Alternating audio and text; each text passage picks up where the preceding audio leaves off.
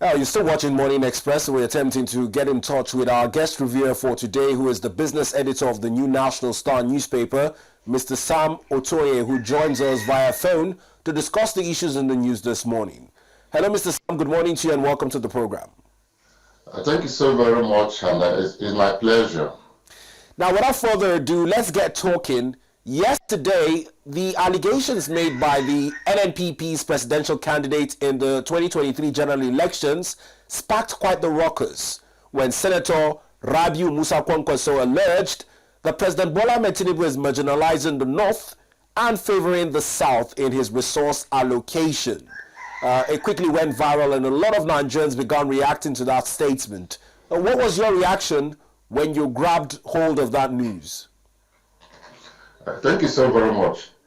I was actually surprised because, in fact, I had to call my friend. I said, "Have you seen what this man said?" Meanwhile, all this while we've been thinking that the man was with Tinubu. You know, there has been this temptation.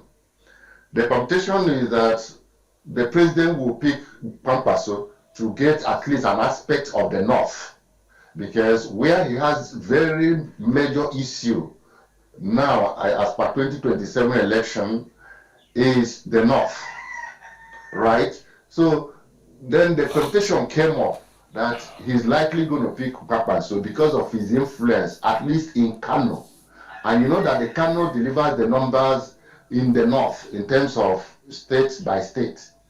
So because of Kwankwaso's popularity and acceptance by the Kano people, you know, so everybody now thought, after a few days ago, he had a closed-door meeting with the president, and everybody thought it was along that line of picking him up as a VP and all of those. But when I read that thing yesterday, I was so shocked. I called my friend, I said, look, that means this man is not with the president. And if he's not with the president, the president has so much in his hands to battle with, given that the North has been an issue, as it were, you know, to him. So I was surprised, actually. Now, let's also look at this allegation in terms of its factuality. Can we really say that there's a perceived marginalization? Is the president betting rationing resources to the South? Is this off the back of the Lagos-Calabar Coastal Highway project? What do you think informed such an allegation, a hefty one at that, from Senator Rabiu Kwankwaso? Yes, the marginalization of the president is across both the North and the East, right? So everybody has seen it as this is a Yoruba government. And the justification behind it is that President Buhari did same. As a matter of fact, that has been the pattern, you know, of governance in Nigeria. Even at the state level, that same thing happens, right? Anybody that gets in there, uses his people, does well for his people, and all of those. And as a matter of fact, in Imo State many years ago, when a governor came on board, and one of his supporters, you know, was he should do something, for his own people. He told him, no, don't worry, when you come in, you do for your people. If I do for my people now, and you will do for your people when you come in. By the time you circulate, everybody gets in and does for his or her people, the development will go round. That is actually what Nigerian politics and governance has become.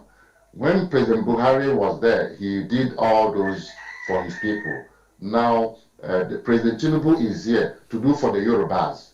So for North to shout marginalization, it is not out of place because we can see what's going on there. There's so much hunger in the North. But Mr. Sam, should politics be perceived through the prism of regionality, ethnicity, and tribe? I remember when a certain President Goodluck Jonathan was in power, he was accused of favoring the Northwest. He was a Southerner. Do you think that we can achieve a Nigeria where this hints of nepotism would not be one yardstick for characterizing performance? Yeah, thank you so much.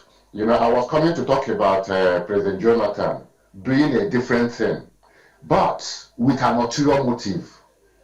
Yes, because his coming in was very controversial as an executive full-fledged president. Not when he was acting, right, when Omar Yilwatda died. So coming in from that corridor of some form of controversy, he needed to placate the North, which he did obviously. He did it obviously. He didn't care. Even his own people, he never did much for them. The East-West Road is still an issue today. So we know all those. Yes, but more importantly, you see, President Jonathan did a good thing, even though he did it in a rather wrong manner. But for us to get somebody who will look across and develop across the country, somebody like P2B must come in. I don't know how many politicians that have the kind of mind he has, flagging this one Nigeria motion in the letters and in spirit, just like Dr. Nanazikiwe did. When Dr. Nanazikiwe did that, Awolowo was doing the other. I know I don't know when you were born, but we were here when Awolowo was developing the West, and then Dr. Nanazikiwe was developing Nigeria. One Nigeria project was his own.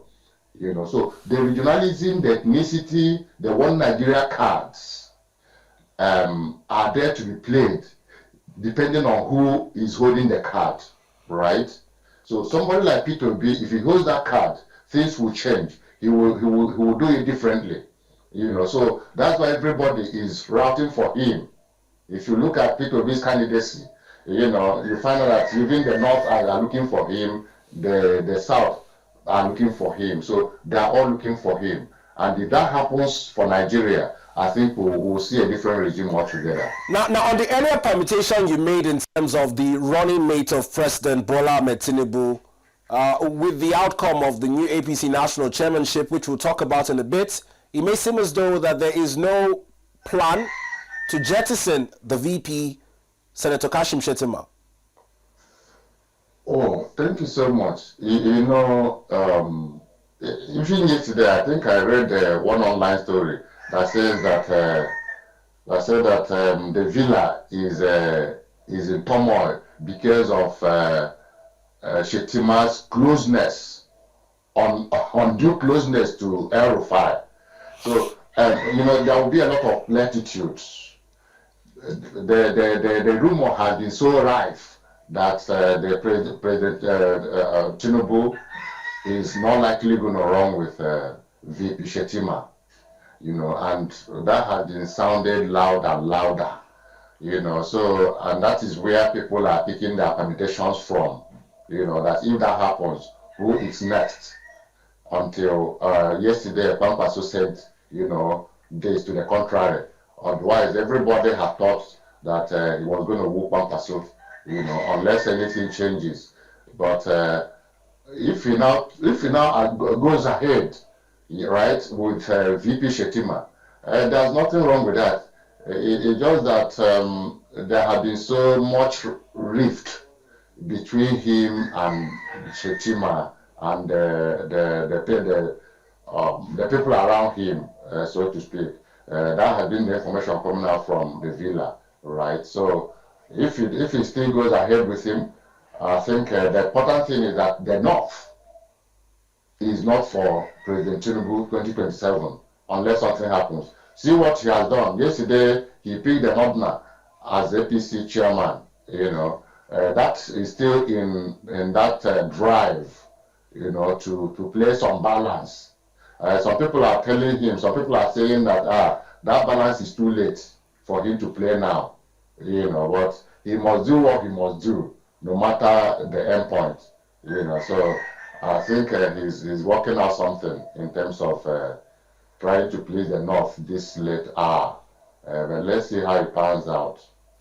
Well, let's move on to another subject of debate following remarks made by President Bola Ahmed Tinubu at the APC NEC meeting held at the presidential villa yesterday. The president was adamant that he has revived the economy and is leading it towards stability. He says from henceforward it's going to be upward growth only. This was backed by the revenue generated so far in the first half of 2025, where the FIRS revealed that it has raked in over 14.27 trillion naira in 6 months that have greeted this year. If we're to use that as a yardstick, and from your perspective as business editor, does the president have strong claims of having revived or stabilized the economy? Yeah, thank you so much. You know, theoretically, those facts are there, theoretically. But practically, is it correct? Are those facts, are they correct? That is where people are taking, you know, their cue from. You know, when poverty has not reduced, even the look at the gimmicks, you know, being played on Nigerians by the oil companies. Today, Dangote said he has reduced the price of petrol. Tomorrow, NNPC will follow suit. And at the end of the day, the price of any good is not coming down. The transport fare does not come down. And you begin to wonder, because I'm likening it to what the president said about the growth of the economy.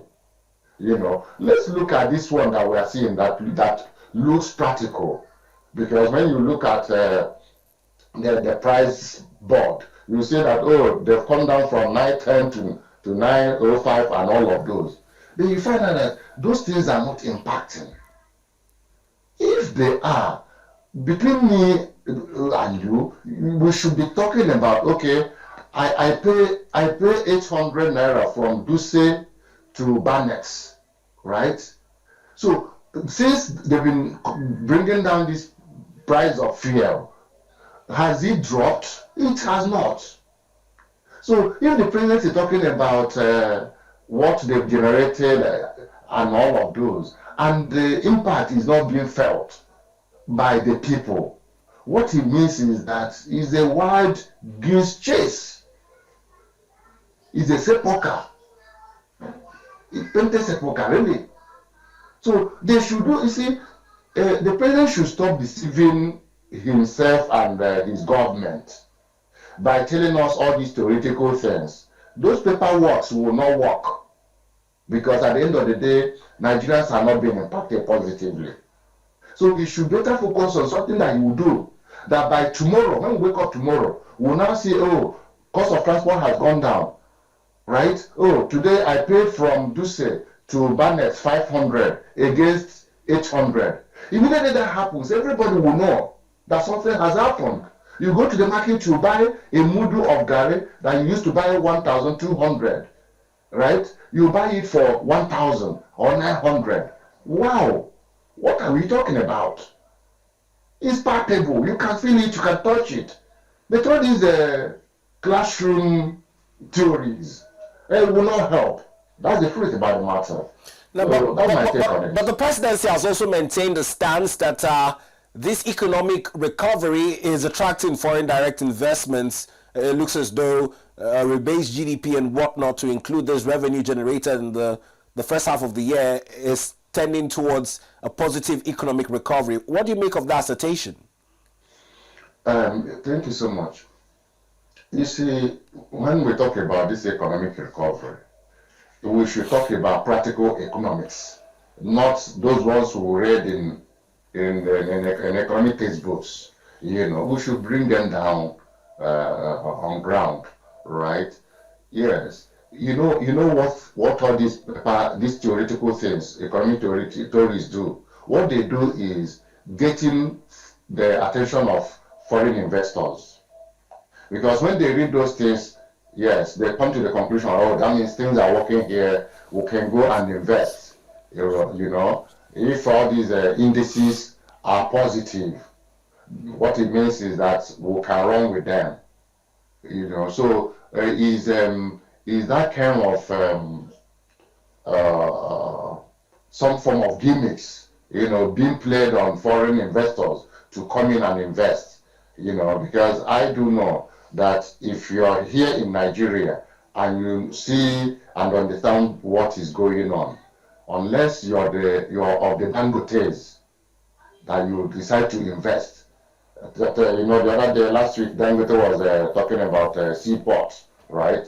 Even after all the troubles he passed through as per his refinery, So for him to go for another big and humongous investment, that means he knows where he's coming from. Unless you're from, that group, that you can do that. But all these growth we are seeing, or they're telling us, they're very good for investors' consumption. And that is why he's talking about investors and investment and all of those. They're good for them. I think even the rebasing of the economy, yes, all those figures are good for investment purposes. No doubt about that. But for us that are on ground, we are still looking at our options. Now, as much as we're narrowing in the focus to the first half of the year, economists like yourself call it H1 2025, it's more so on some of the key indices that the Bola Ahmed Tinubu administration has painted out in 2 years of having transformed the economy.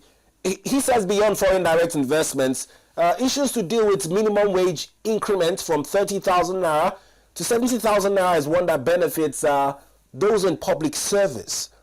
Looking at this, can that be counted as one of the high points of the President Bola Ahmed Tinubu agenda?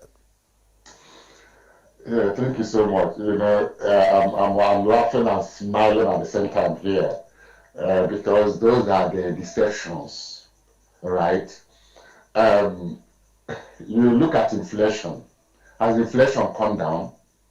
30,000 to 70,000. What can 70,000 buy now that 30,000 couldn't have bought much more in the last, say, 6, 7, 8 years when Jonathan was in power, right? Even when Tinubu was in when Buhari was in power, So those things amount to nothing.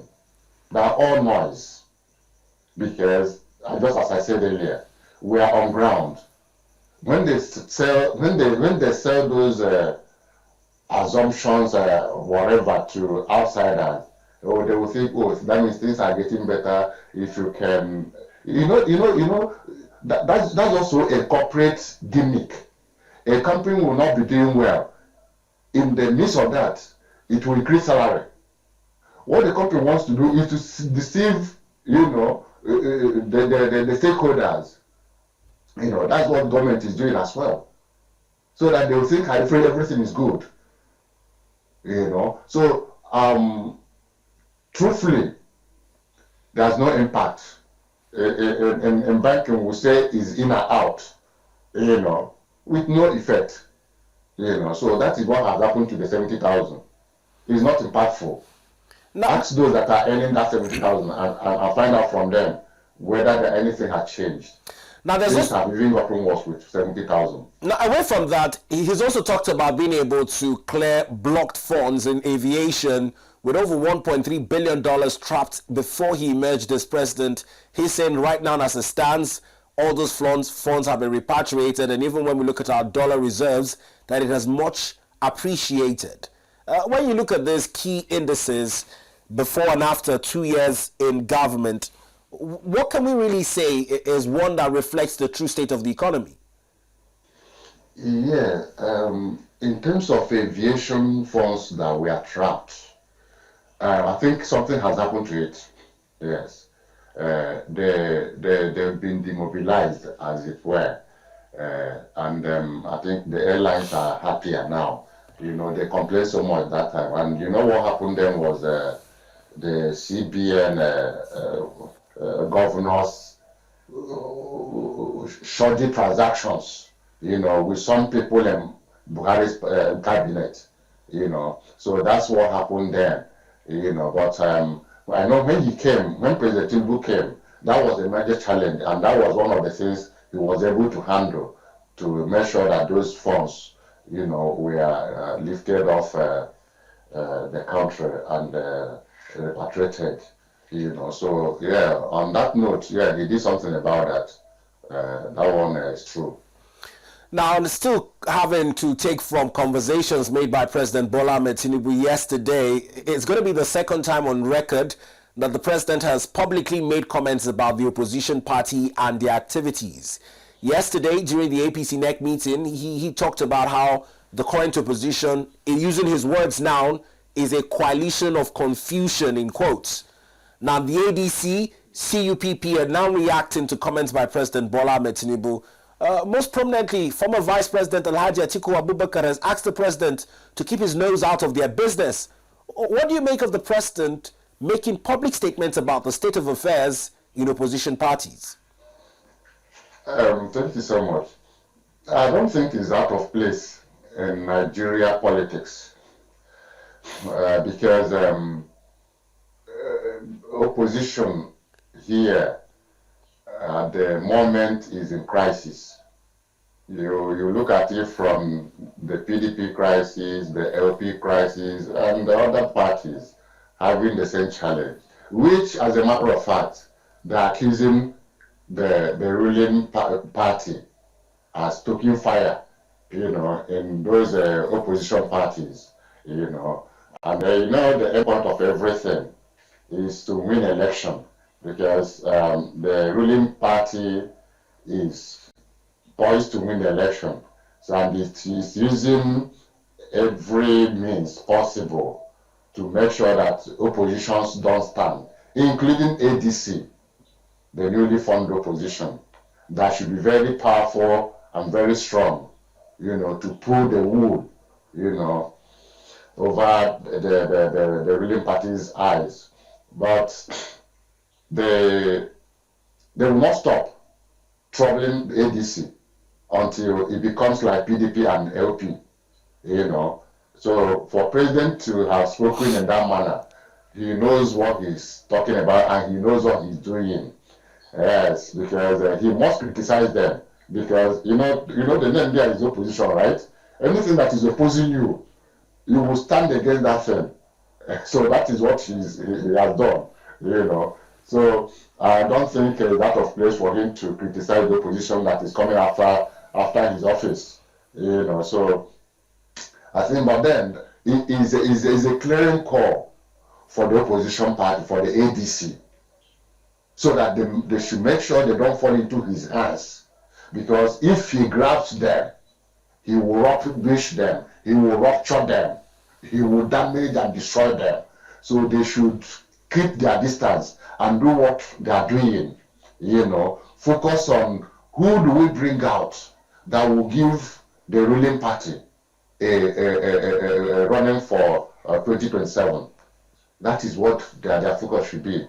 But if they allow the ruling party to creep in and take decision for them, because there's a way they will come through the back door and be taking decision for the opposition, that means they are gone. So what am I saying in essence? Anything outside P2B being fielded as the presidential candidate of ADC will not fly.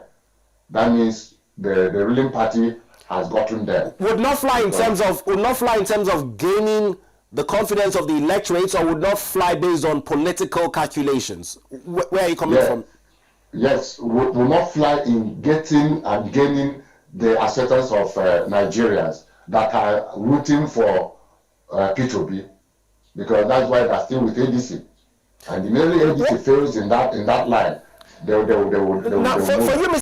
Sam, why do you believe that Mr. Peter Obi is the most credible of all the opposition leaders and hence would gain the popular votes of Nigerians? Thank you so much. We are looking at their trajectories.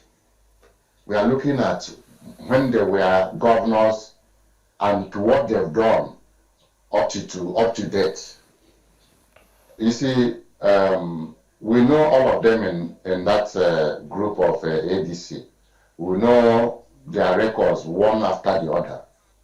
It is only P2B. That's why it's not like P2B is a saint. No. Why Nigerians, why the youth are routing for him is because of what he has done that are verifiable, right? So no other person in that group, in ADC, has done what Peter B has done. So it's not like Peter B is one special person. No, but this is a man that even the Northerners are saying, look, this is a good man. The South, even the Westerners, the Yoruba people are behind him. And you saw what happened in 2023, how he pulled the whole votes. And everybody was like, wow, this election we've not seen it in Nigeria for a while. So I'm not trying to praise him, but what I'm telling you is what is on ground. Now let's also talk more on another issue that has also made part of our conversation this morning. Restrictions issued by the governor of Edo State, Senator Monday Okpebholo, about a week ago. This morning, Mr. Peter Obi has issued a reply in that directive saying that he is unfazed by the threats issued by the Edo State governor, and he would visit Edo State again should he choose at his will at any time, not minding the conditions as set by the governor. What do you make of this? This is not the first governor, by the way, who was asked that they be notified ahead of his planned visit. The Benue State governor was first. Why does it seem as though there's some governors of certain states that have a problem with him visiting their states? Thank you so much. You know, that story laid a cover this morning, New National Star cover this morning. You know, Okpebholo has caused trouble for himself. What he has done is to bring himself to public opprobrium, right? And people have spoken. Nigerians have said a lot. And I think if he is a human being, his head should be down by now. He should be burying his head in the mud. If you know, we're in a country where nobody apologizes, no matter what happens. Otherwise, he should have come out since to apologize, and that would have raised that case. Yes, anybody can get angry and speak in anger and out of what civility it should be. But then, when you do that and realize it, the civil thing to do is to apologize. But he has refused to do that because of the country where we find ourselves. I think that's why he has not done that, you know. But be that as it may, that thing is an empty threat. It's not going to go anywhere. Just as PDP has responded that if he has cause to go to Edo State, he will be there, and that will happen. And you know Peter B's scholarship. Now, Mr. Sam, I would like to hold you at this point and just draw your mind to how powerful statements by governors can be perceived. In Rivers State, prior to the declaration of a state of emergency, Governor Simfu Bara has been blamed for a rhetoric which many say preceded or teleguided some of the bombing of pipeline installations. He merely said when the time is right, he would give the youths the instruction on what to do.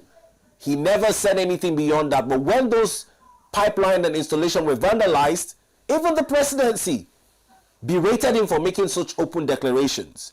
Now I'm bringing it into context. Do you think that this rhetoric of Governor Monday Okpebholo might be usurped by mischief makers should Mr. Peter Obi visit Edo State and unfortunate scenes unfold? Thank you so much. You know that Peter Obi is a gentleman. He doesn't foment trouble and crisis. Even as he has responded, I know within my mind that he won't go there, you know, in a shabby manner. If he when you say shabby, do you think he would notify the governor ahead of his visit? Yes, even if he does not, he should be able to know the route he will fly.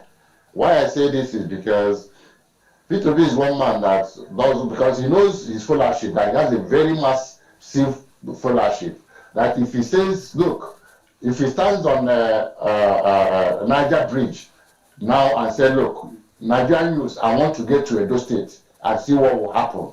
Everywhere, all the youth will go with him, and there will be crisis because, you know, when the governor brings out his arsenal and all of those as the leader of the state, a lot of crises will erupt. But Peter Obi wouldn't want such. Otherwise, he could do that and nothing will happen, you know. But he's not that kind of a person. He's a very great gentleman, you know. So I know that he will take his time and look at the situation critically before he makes such move. You know, that's on the one side. You know, then now on the comments of the governor, which was my earlier question, do you think mischief makers might seize this opportunity to foment trouble? If the trouble would have been fomented by now. It's just that everybody has told him off and told him everything about his life. You know, what trouble again is he going to foment? Unless Peter Obi says, look, I'm going there.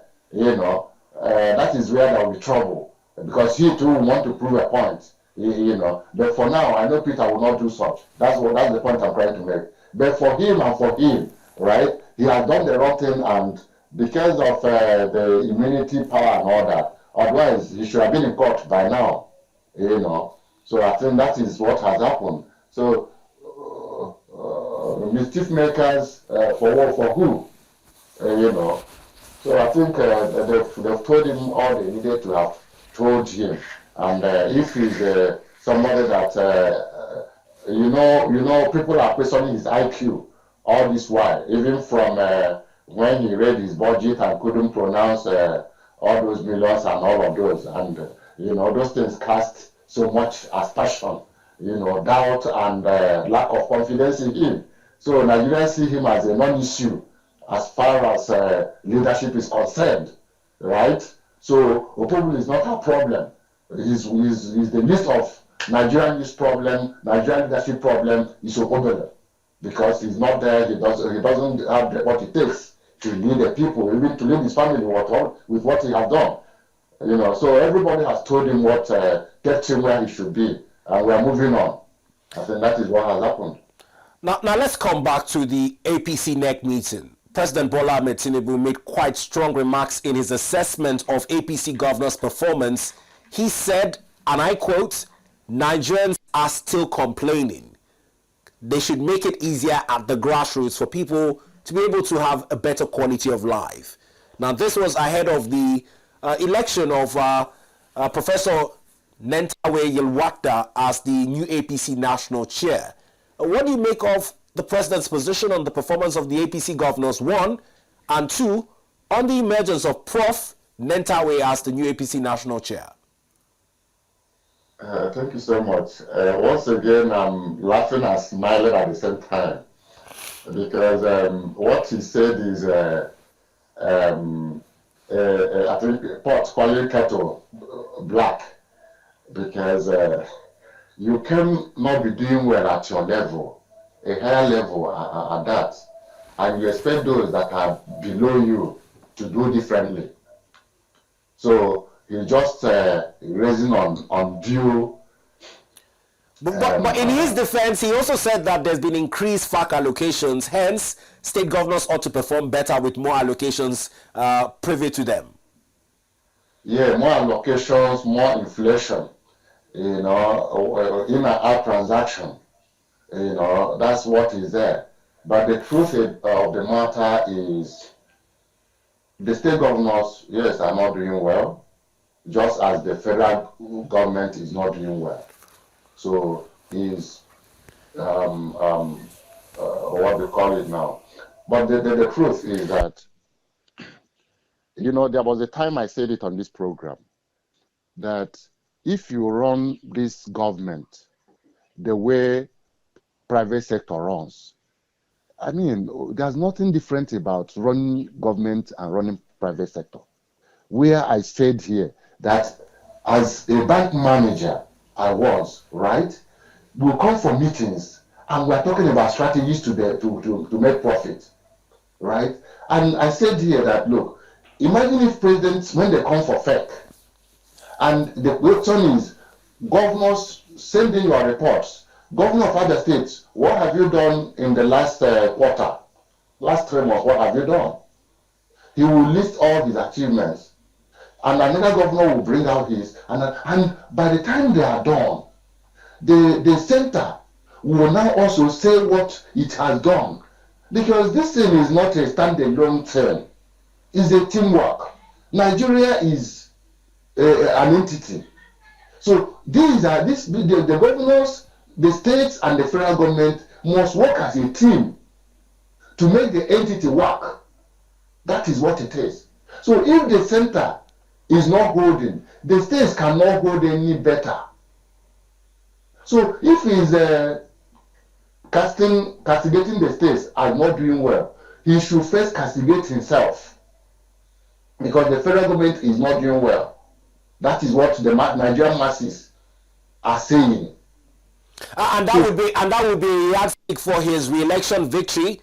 But it seems as though the new APC national chairman is vowing to lead the APC into victory come 2027. Regardless, what do you make of his emergence for that position 2027? Yeah, thank you so much. You know, people see him as a political greenhorn. That's what reactions have been. You know, they thought he was going to bring out somebody that is very experienced. You know, from my understanding, I learned the man was just an INEC chairman or something. No, he was the Minister of Humanitarian Affairs and Poverty Alleviation, currently holding that position prior to his appointment as APC National Chair. All right. So what I'm saying is that in politics per se, you know, they see him as a greenhorn. So, and just as I said earlier, President Tinubu is also rooting for the North to do some level of political appointment balancing, which is not a bad idea. But for the APC new chair, he has a lot of work to do, because he needs to galvanize the party. And for him to do that, he must put his wisdom right down. I don't want to talk about experience, because being a minister does not make you an experienced politician, right? There are people that have come through politics, you know, from the cradle. So he's not one of them. So he will need so much adversary handouts, you know, for him to perform. Yes, something is making his position easier, as governors are defecting, including our dancing governor of Osun State. So he doesn't. He may have some clues, because the work has been done to a greater percentage for him, you know. So I think he will learn on the job as he moves on. You know, I wish him well. He has not had so much bad records as we see in the polity, you know. But he shouldn't smear his hands, you know, by what they normally do as APC, as party chairman. You know, we know the things they do and all of those. So immediately any scandal comes out of there, you know, it will dent his image. And given that he's a new person, you know, he should walk the ropes with so much caution. You know, all right. Not much I can say about it. All right, Mr. Sam, we must thank you for taking our time to begin conversations with us this morning, tailored around issues in the news. We appreciate you and wish you the best of your weekend ahead. Thank you so much. I appreciate it. You're welcome. Thank you.